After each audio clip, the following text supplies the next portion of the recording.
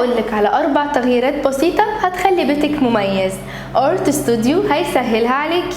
اغلبنا بيحس ان بيته قديم، فتعالى اقولك على شوية تجديدات سهلة ومش بتحتاج وقت كتير. اول حاجة ودي مهمة قوي، الاضاءات ما تبقاش عالية قوي او قليلة قوي، انها بتحسسك بالسعادة والراحة، وخصوصا لو محطوطة في مكانها المناسب زي فوق السفرة وعلى البراويز ومدخل البيت، لان الاضاءة ليها تأثير كبير قوي على المكان. حاول تغير الوان الحيطة والوان الدواليب القديمة وغيرها لالوان تريندي زي الفانيلا لاتيه والجراي، وابعد تماما عن الالوان الغامقة. وكمان تقدري تركبي وول بيبر على الحيطة، بتكون سهلة جدا ومش محتاجة مجهود. مهم قوي انك تغير من أكر الابواب وادراج المطابخ والدولاب، لان تغيير الأكر لألوان جديدة ومناسبة مع الديكور بتميز بيتك أكتر. خليني أقولك تخطيط مساحة البيت مهم جدا ليك، وإنك تنسق أساس بيتك مع مساحة شقتك هيحسسك براحة أكتر.